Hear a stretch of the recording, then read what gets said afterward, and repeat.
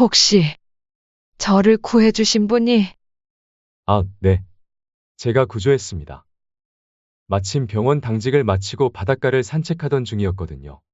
의사가 제 상태를 체크하면서 이것저것 물어보았어요. 그러다 문득 그가 고개를 돌렸을 때였어요. 그의 관자놀이 부근에서 무언가가 눈에 띄었죠.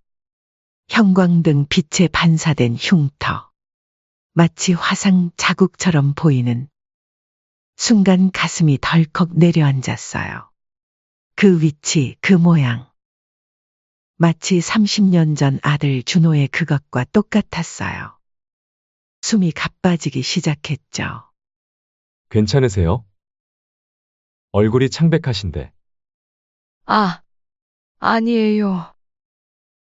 그저 말을 잇지 못했어요. 혹시나 하는 생각에 그의 얼굴을 자세히 보려 했지만 아직 눈이 잘 맞춰지지 않았어요. 잠시 후에 다시 올게요. 너무 무리하지 마시고 쉬세요. 의사가 나간 후 저는 한참을 누워 생각에 잠겼어요. 설마 그럴 리가. 그날도 저는 어김없이 아들 준호를 그리워하고 있어요.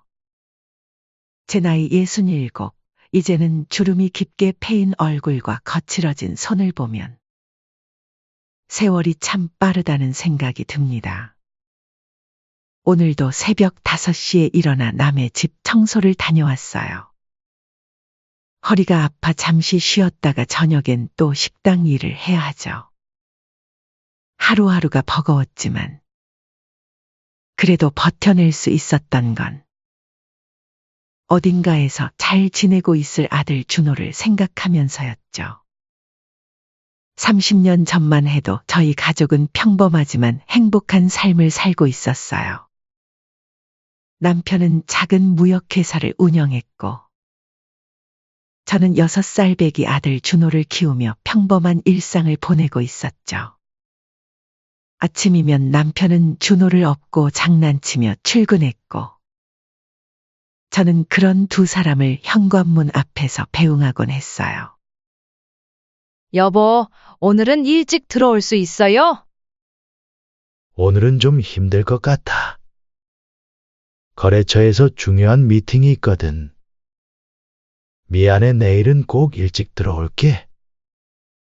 이런 소소한 대화가 오갔던 그때가 지금 생각하면 제 인생의 전성기였던 것 같네요. 준호가 유치원에서 그린 그림을 들고 와서는 엄마, 이거 봐요. 선생님이 잘 그렸대요.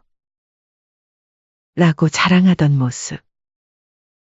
남편이 퇴근길에 사온 떡볶이를 먹으며 웃음꽃을 피우던 저녁 시간.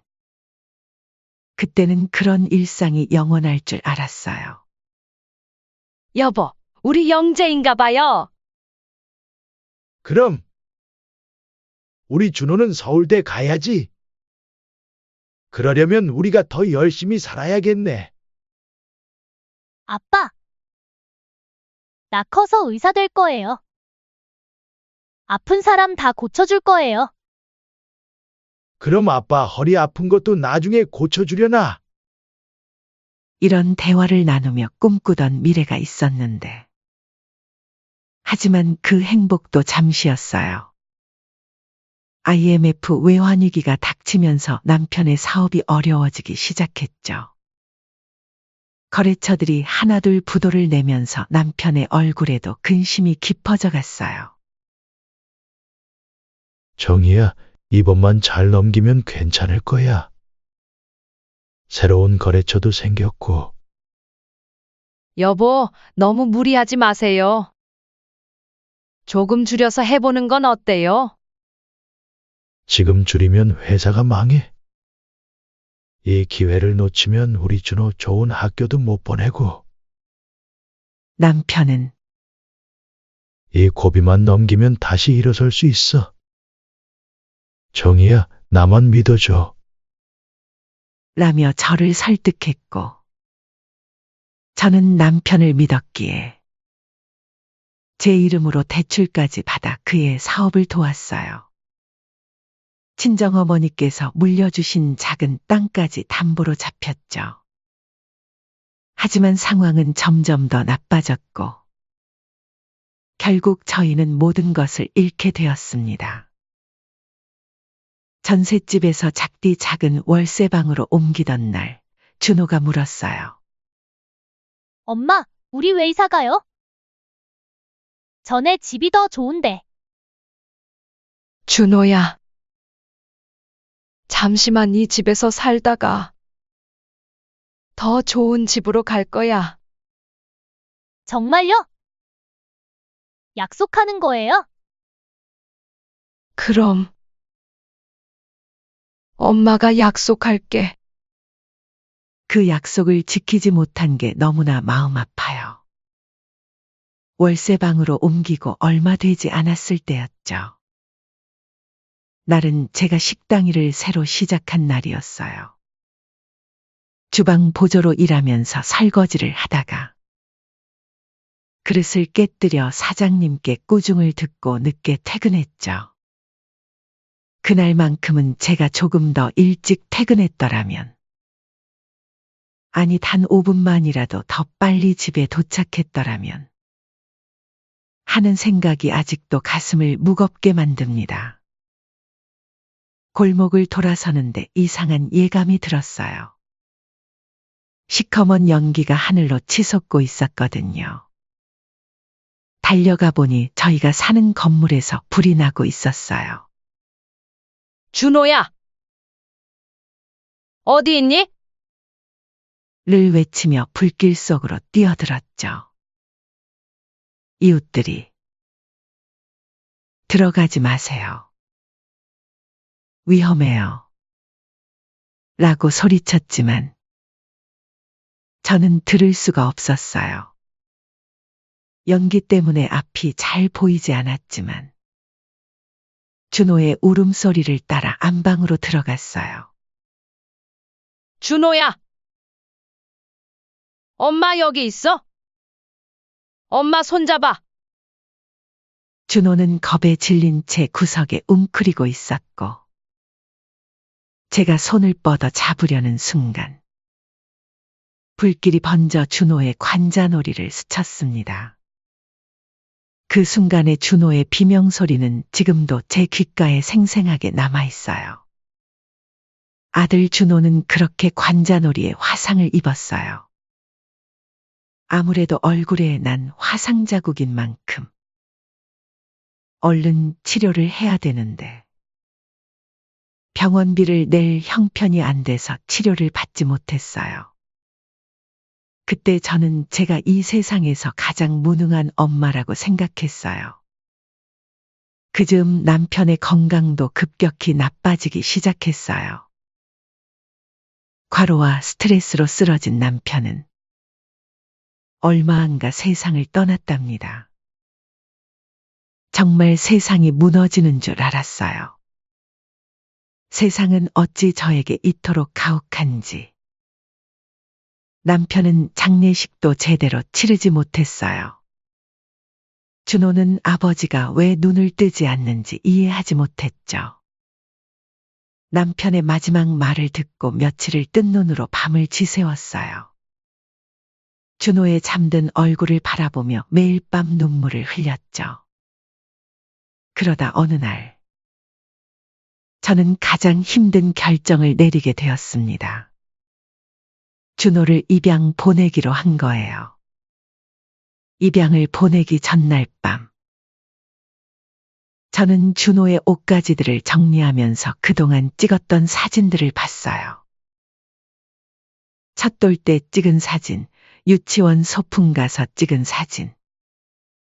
하나하나가 저에겐 너무나 소중한 보물이었죠. 그날 밤 저는 준호에게 편지를 썼어요. 사랑하는 내 아들 준호에게. 엄마가 이런 선택을 한 것을 언젠가는 이해해 주길 바란다.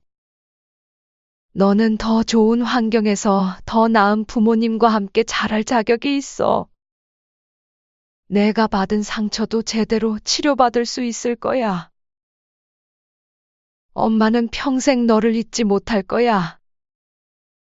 매일 내가 잘 지내고 있기를 기도할게. 부디 건강하고 행복하게 자라다오. 그리고 미안해. 정말 미안해. 엄마가 더 잘하지 못해서. 다음 날 아침 입양기관 직원이 오기로 한 시간이 다가오자 준호를 깨웠어요. 준호야, 일어나 보자. 오늘은 좋은 곳에 가볼 거야. 어디 가는 거예요? 좋은 아저씨, 아주머니를 만나러 가는 거야. 거기 가면 준호가 원하는 거 다 해줄 수 있어. 먹고 싶은 치킨도 마음껏 먹을 수 있고, 엄마도 같이 가는 거죠? 입양기관 직원이 왔을 때 준호는 제 품에 안겨 울었어요. 엄마, 가지 마. 나 안 보낼 거지? 내가 아빠 얘기 안 할게요. 울지도 않을게요. 제발. 그 말을 들으면서도 저는 준호를 놓아야만 했습니다. 그게 준호를 위한 최선의 선택이라고 믿었기 때문이에요. 준호가 저를 붙잡고 우는데도 저는 차가운 엄마가 되어야 했어요. 준호야, 잘 가. 건강하게 자라렴. 그 후로 제 삶은 완전히 달라졌어요. 남편도 아들도 없는 삶. 저는 식당 일, 청소 일, 건설 현장 잡일까지 가리지 않고 일했습니다. 하지만 이자도 갚기 어려웠던 빚은 늘어만 갔고 매일 밤 준호의 이름을 부르며 잠들었죠. 그렇게 30년이 지났어요. 아침 저녁으로 허리와 무릎이 쑤시고 청소를 하다 보면 어지러움이 자주 찾아오곤 해요. 식당 설거지를 하면서도 그릇을 떨어뜨리는 일이 잦아졌죠. 몸이 예전 같지 않다는 걸 누구보다 잘 알고 있었지만 그래도 계속 일을 해야만 했어요. 지난주에는 청소일 하던 사장님께서 걱정스러운 목소리로 말씀하셨어요. 정희 씨, 요새 많이 힘들어 보이시네요. 병원은 한번 가보셨어요? 아니에요. 괜찮습니다. 조금만 쉬면 나아질 거예요. 연세가 있으시니 무리하지 마세요. 저희 집은 이제 다른 분 알아볼게요. 그렇게 청소 일도 하나 줄었어요. 하지만 더 큰 시련은 그날 저녁에 찾아왔죠. 5년째 일하던 식당 사장님이 퇴근 시간에 저를 사무실로 부르셨어요. 정희 씨, 할 말이 있어서. 앉으시죠. 네, 사장님. 정희 씨가 우리 식당에서 고생 많이 하신 거 잘 알아요.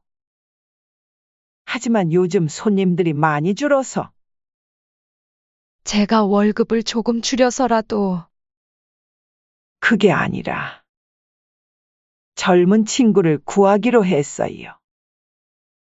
정희 씨 나이도 있으시고 하니 이제 그만 쉬시는 게 어떠세요? 순간 머릿속이 하얘졌어요.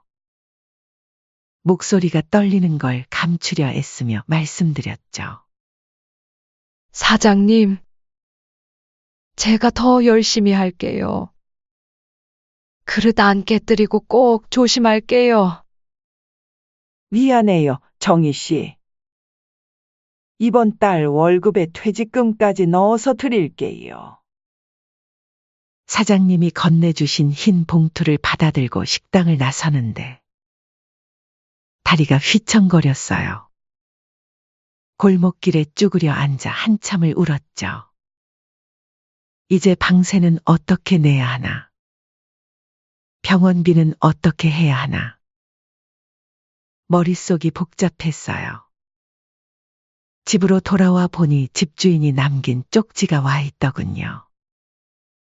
월세가 이미 2달치가 밀려 있는데 이번 달까지 내지 못하면 방을 빼라고 적혀 있었어요. 방 한 칸 달랑 있는 이 좁은 집마저 잃게 될까봐 무서웠죠. 텅 빈 냉장고를 열어보니 먹을 것이라곤 김치 조금뿐이었어요. 배가 고팠지만 밥을 할 힘도 없었죠. 전기장판 위에 앉아 창밖을 바라보는데 옆집에서 아이들 웃음소리가 들려왔어요. 그 소리를 듣다 보니 가슴이 먹먹해져서 창문을 닫아버렸어요. 방 안은 점점 더 춥고 어두워져 갔죠. 이불 속에 파고들어 잠을 청해보려 했지만 잠은 오지 않았어요. 새벽녘 갑자기 숨이 막히는 것 같았어요. 30년을 버텨온 제 인생이 이대로 끝나버릴 것만 같은 공포가 덮쳐왔죠. 마치 제 목을 누군가가 조여오는 것처럼 숨쉬기가 힘들었어요.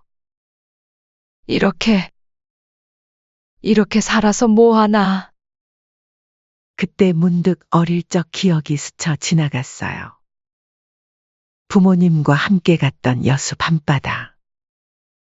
아버지께서 하셨던 말씀이 떠올랐죠. 정희야, 힘들 때면 바다를 보거라. 바다는 우리의 모든 아픔을 품어주는 법이야. 새벽에 부랴부랴 여수행 기차표를 예매했어요. 가방에는 몇 가지 소지품만 넣었죠.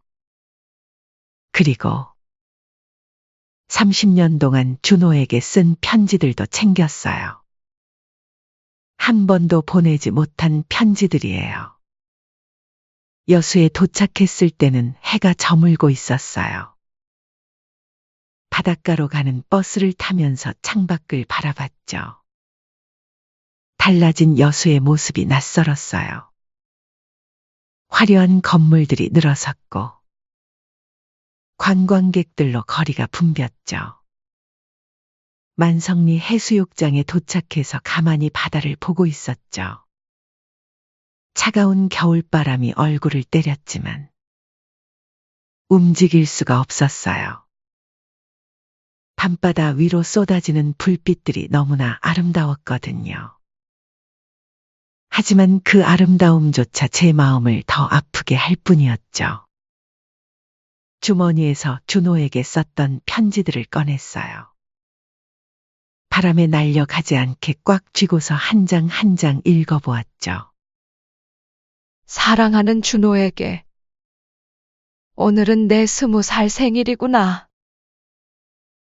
너는 지금 어떤 모습일까? 대학생이 되었을까? 아니면 다른 꿈을 찾아갔을까? 편지를 읽다 보니 눈물이 한없이 흘러내렸어요. 바람이 불 때마다 몸이 떨렸지만 마음속 한기가 더 차가웠죠. 더 슬픈 건 이제는 아들의 얼굴이 기억이 잘 안 난다는 거예요. 이내 모래사장에 발자국을 남기며 걸었어요. 차가운 파도가 발목을 적시고 무릎을 적시고 이내 허리까지 차올랐어요. 바닷물이 온몸을 감싸자 이상하게 마음이 편안해졌어요. 마치 누군가가 저를 품어주는 것 같았죠. 파도 소리가 자장가처럼 들렸어요. 눈을 감은 채 한 걸음 더 내디디려는 순간 거센 파도가 밀려왔어요. 순간 물속으로 빨려 들어갔고 숨이 막혔죠. 온몸이 얼어붙는 것 같았어요. 발버둥을 쳐보려 했지만 힘이 들어가지 않았어요. 그때였어요. 누군가가 제 팔을 강하게 잡아당기는 게 느껴졌어요. 희미한 의식 속에서 목소리가 들렸죠. 할머니. 정신 차리세요. 제발 눈을 떠보세요. 그 목소리. 왜 이렇게 익숙한 걸까요? 마치 아들 준호의 목소리처럼. 아니, 그럴 리가 없죠. 분명 제 착각일 거예요. 여기 사람이 있어요. 빨리 119에 신고해 주세요. 할머니, 제발 버텨주세요. 금방 구급차가 올 거예요. 의식이 점점 더 흐려져 갔어요. 차가운 바닷물 때문인지, 아니면 제 삶이 그만큼 지쳐 있었던 건지, 모든 것이 멀어져 가는 것 같았죠. 아, 이제 끝인가? 이렇게 초라하게 가는 건가? 어쩌면 이게 나은 걸지도 모른다는 생각이 들던 찰나. 그렇게 정신을 잃고 말았죠. 눈을 떴을 때는 낯선 병실이었어요. 천장에 하얀 형광등이 눈부셨고, 코에는 산소호흡기가 꽂혀 있었죠. 몸을 움직이려 했지만 온몸이 무거웠어요. 마치 악몽을 꾼 것만 같았죠. 환자분, 정신이 드세요?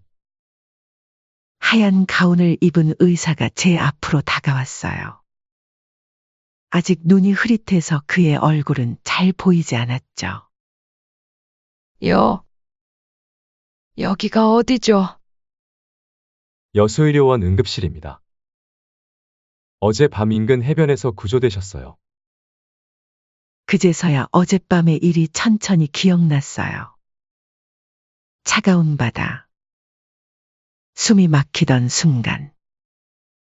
그리고 누군가의 목소리.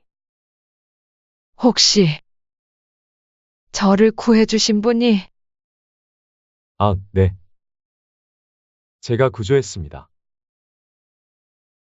마침 병원 당직을 마치고 바닷가를 산책하던 중이었거든요. 의사가 제 상태를 체크하면서 이것저것 물어보았어요. 그러다 문득 그가 고개를 돌렸을 때였어요.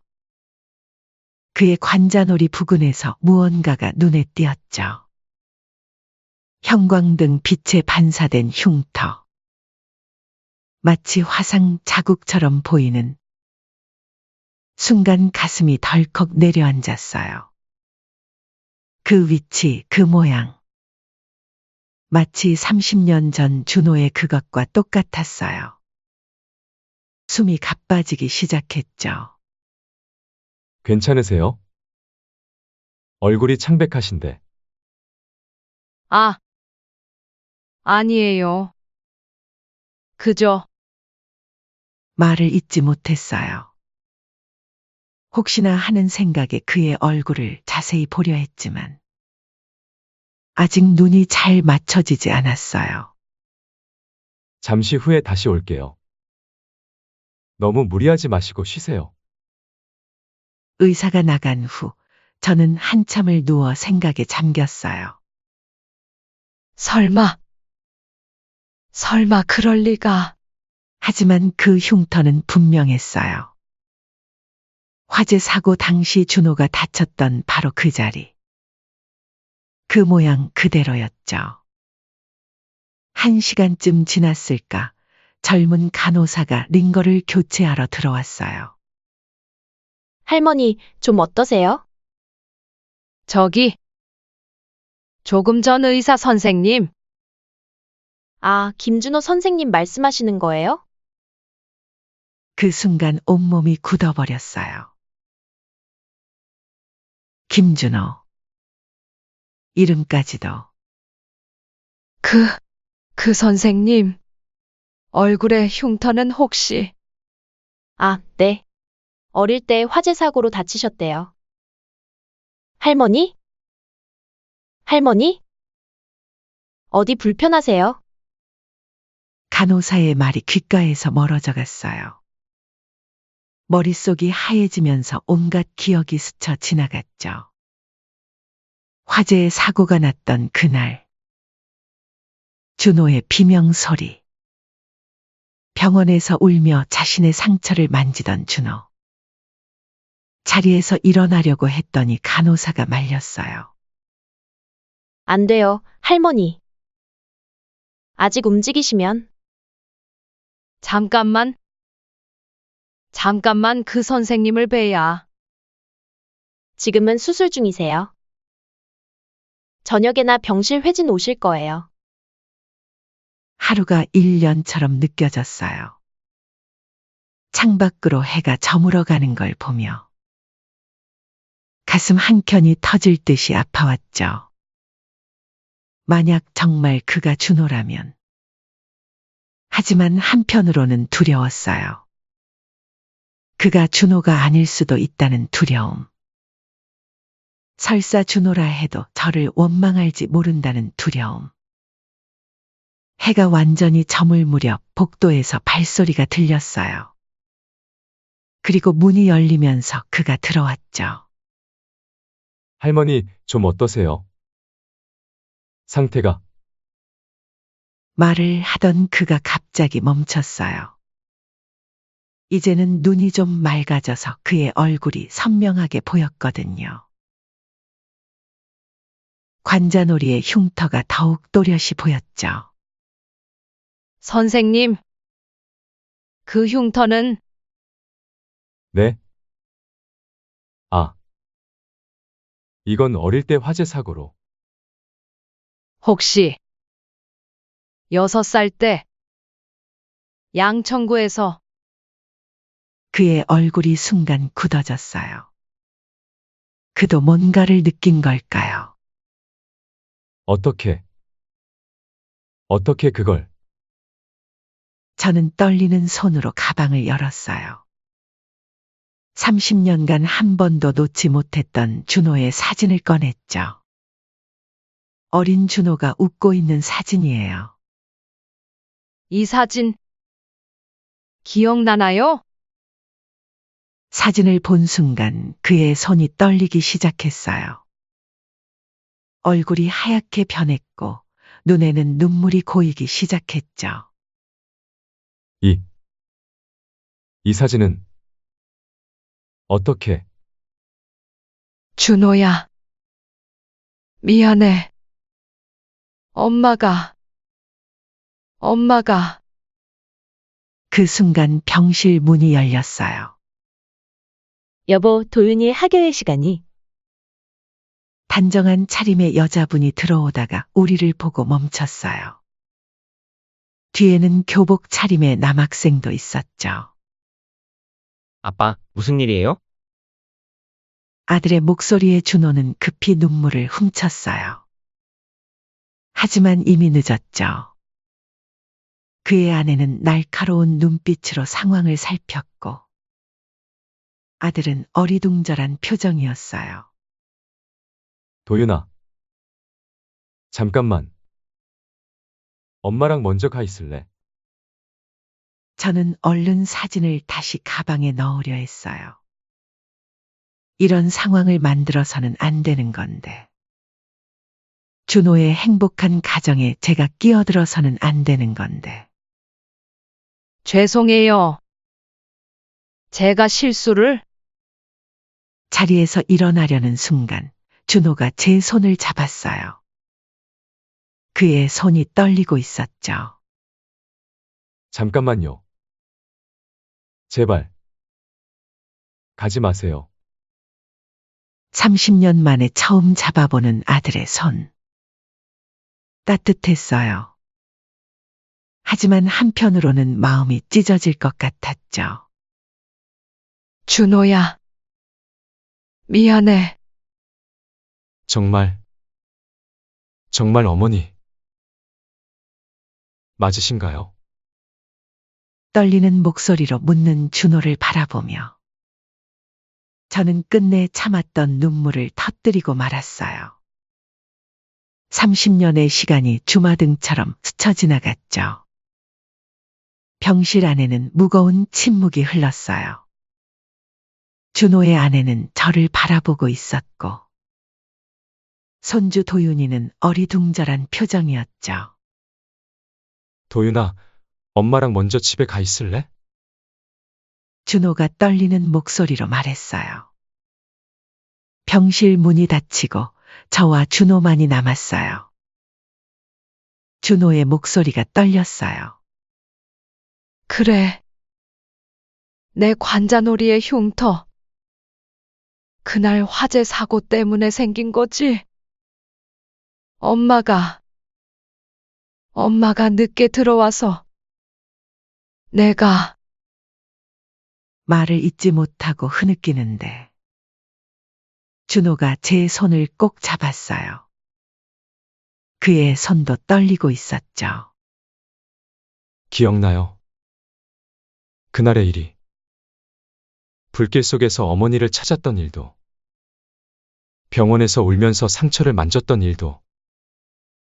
하지만 가장 선명하게 기억나는 건 준호의 목소리가 잠시 멈췄어요. 입양 보내시던 날 어머니가 우시면서 쓰신 편지예요. 지금도 가지고 있어요. 그 말을 듣는 순간 눈물이 멈추지 않았어요. 미안해. 정말 미안해. 엄마가 너무 무능해서 너를 지키지 못해서 처음에는 이해할 수 없었어요.